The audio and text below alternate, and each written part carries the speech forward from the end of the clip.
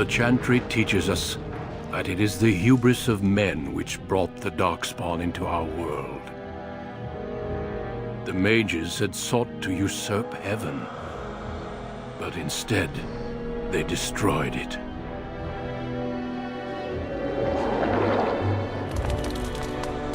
They were cast out, twisted and cursed by their own corruption. They returned as monsters, the first of the darkspawn.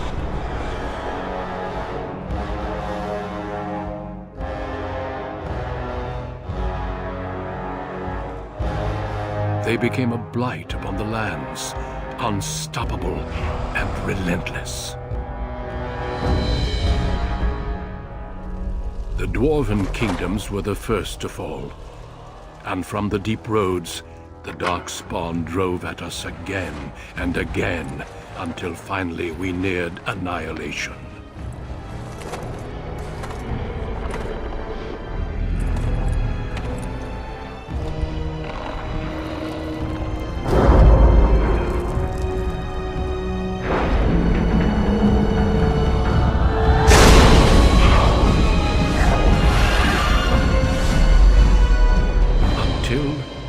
Grey Wardens came. Men and women from every race, warriors and mages, barbarians and kings. The Grey Wardens sacrificed everything to stem the tide of darkness, and prevailed.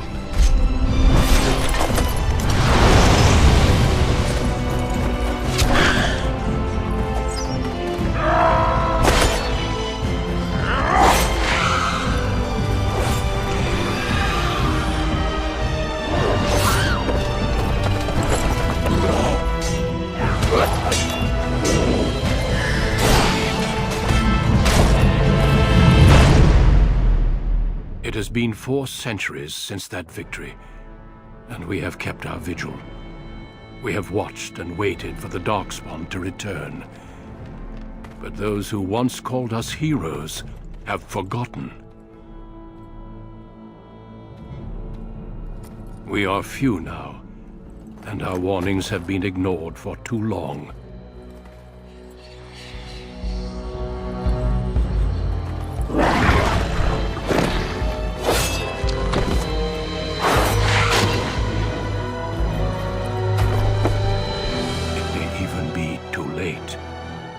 For I have seen with my own eyes what lies on the horizon. Maker, help us all.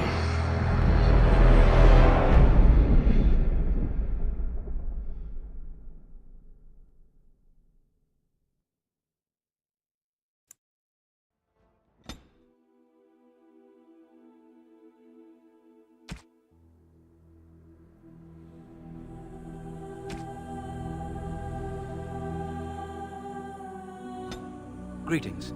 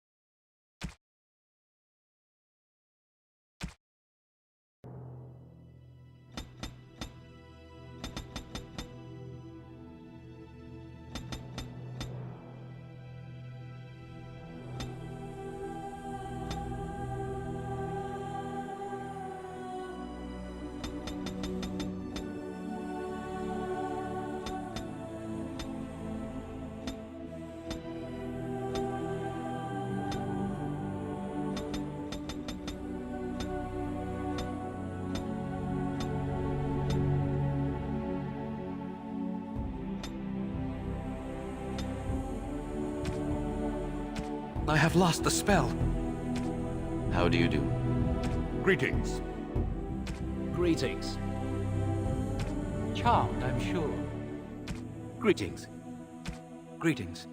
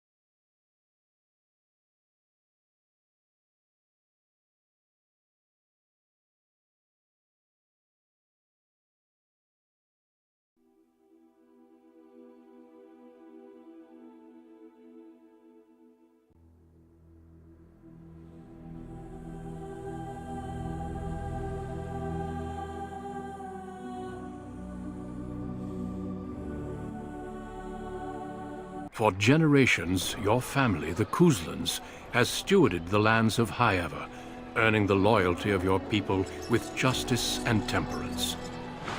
When your country was occupied by the Orlesian Empire, your father and grandfather served the embattled kings of your land.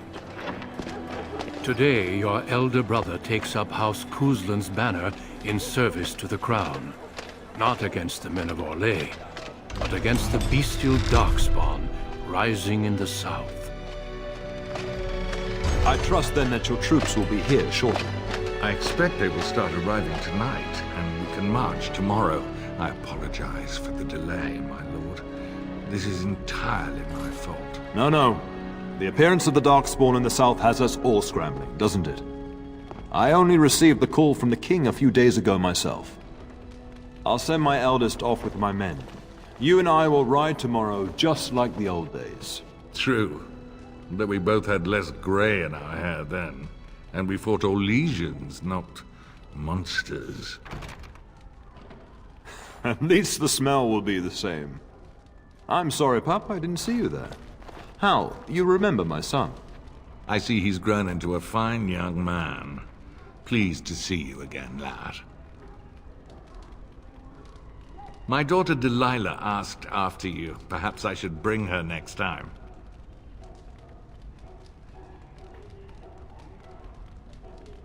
Good.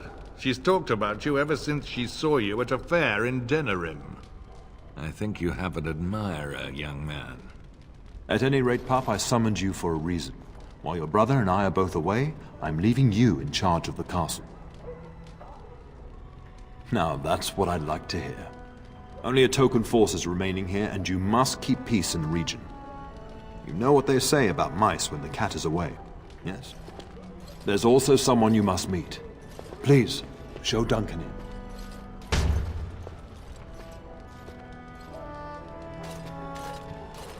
It is an honor to be a guest within your hall, Tyrn Kuzland. Your lordship, you didn't mention that a Grey Warden would be present. Duncan arrived just recently, unannounced. Is there a problem? Of course not. But a guest of this stature demands certain protocol. I am at a disadvantage. We rarely have the pleasure of seeing one in person, that's true. Pup, Brother Aldous taught you who the Grey Wardens are, I hope. Not permanently, I fear.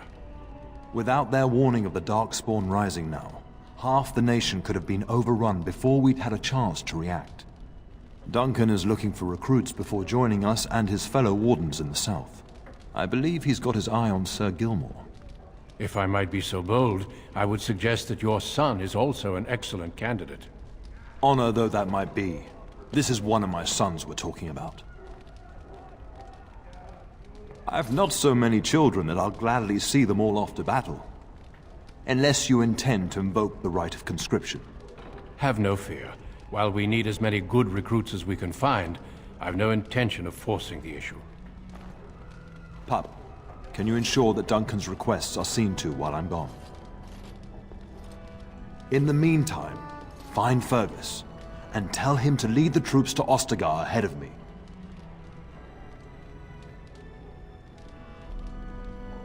Upstairs in his chambers, no doubt, spending some last moments with his wife and my grandson.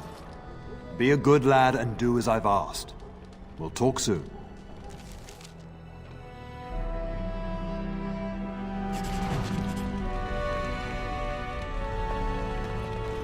I shall do it. As you say.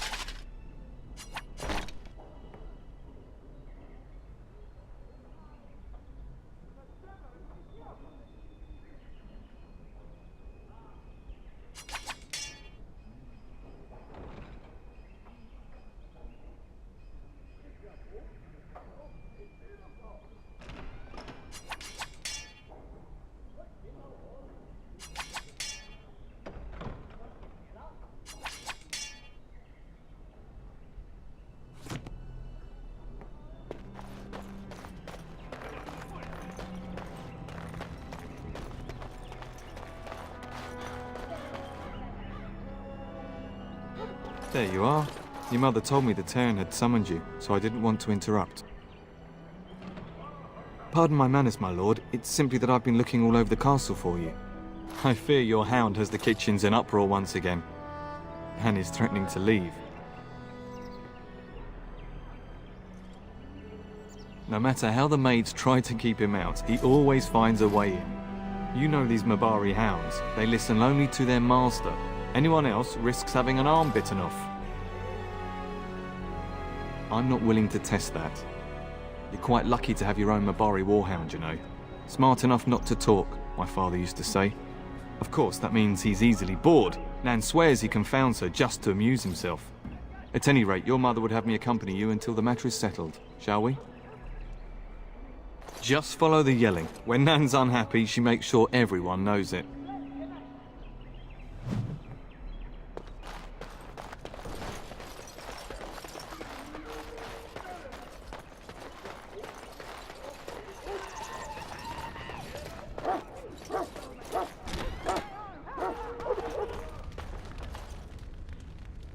Get that bloody mutt out of the larder! But mistress, it won't let us near. If I can't get into that larder, I'll skin both of you useless elves, I swear it. Calm down, good woman. We've come to help. You and you! Your bloody mongrel keeps getting into my larder. That beast should be put down. A blight wolf is what he is. How am I supposed to work like this? Oh dear. Mistress, calm down, please. That's it. I'll quit. Inform the turner. I'll go and cook at some nice estate in the Banorn. Nan, please. We'll get the dog. Calm down. Just get him gone. I've enough to worry about with a castle full of hungry soldiers. You two, stop standing there like idiots. Get out of the way. Very well.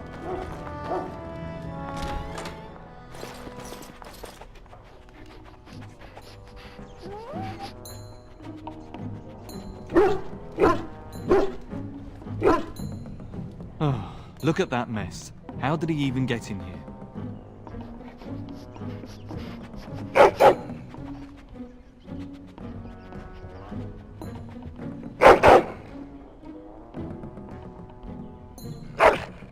Oh, encourage the hound, why don't you? No wonder he keeps giving Nan fits.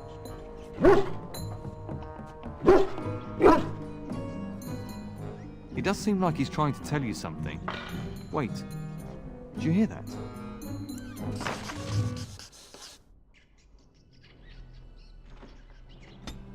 Let us dispatch them, and quickly.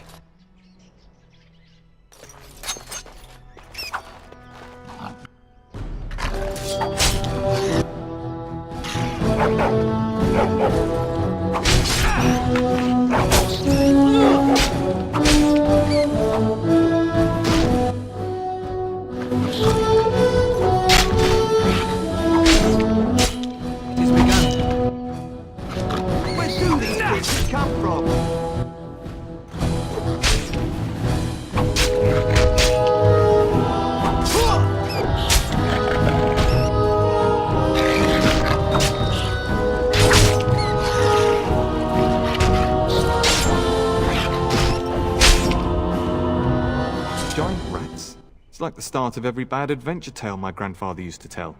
Your hound must have chased them in through their holes. Looks like he wasn't raiding the larder after all.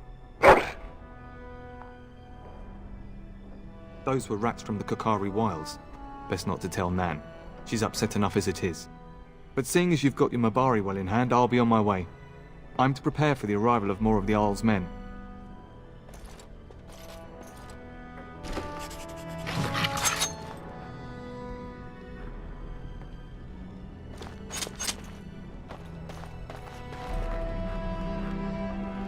There he is, as brazen as you please, licking his chops after helping himself to the roast, no doubt. What? Rats? Not the large grey ones? They'll rip you to shreds, they will! See, now you've gone and scared the servants. I expect those filthy things are dead. Oh, I bet that dog led those rats into there to begin with. Oh, don't even start with the sad eyes. I'm immune to your so-called charms. Here then, take these pork bits and don't say that Nan never gives you anything. Bloody dog. Thank you, my lord. Now we can get to work. That's right, you two. Quit standing about. Thank you again for your help. Now, if you'll just hold on a moment. Yes?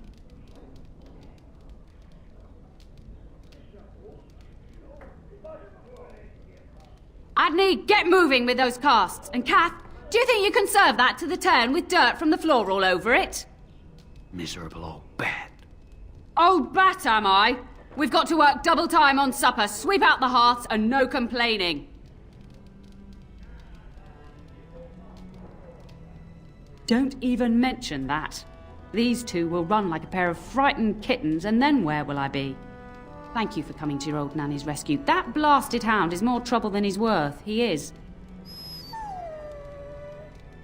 And don't start with me. You've gotten all you're getting today. But what about you, my lord? Been keeping safe and well behaved, I hope?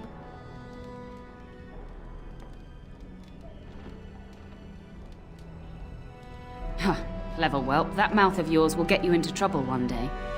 Do you remember that bedtime tale I used to tell you? The dog that bit?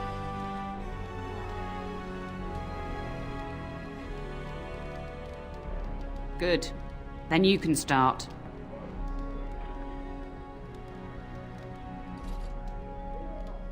A warhound was born to the elder bitch of a tribal chief. They named him Hahaku and gave him everything. He grew up a fine, strong pup, destined to be the partner of the chief's eldest son.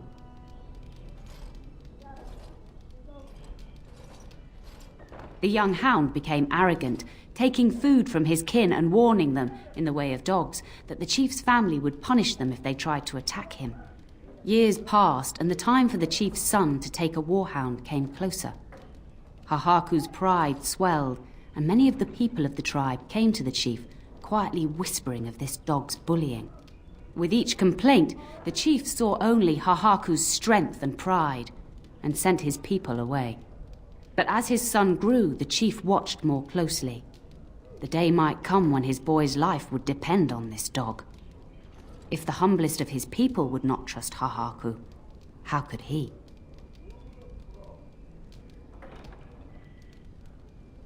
There are many kinds of weakness. You'd do well to remember that. When the day came, Hahaku sat proudly waiting to be called, but the old chief chose Hahaku's brother as his son's hound. Hahaku was shamed, but felt no remorse. So great was his rage that he darted across the fire pit and bit the chief's hand.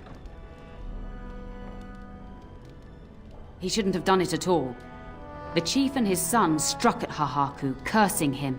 The hound ran into the village, seeking shelter in the tents and kennels.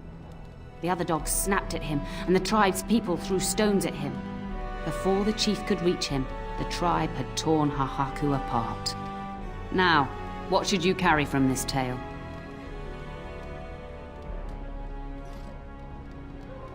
Very true.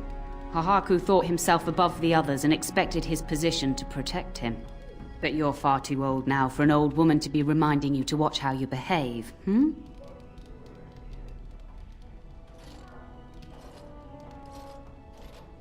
It's a story worth repeating.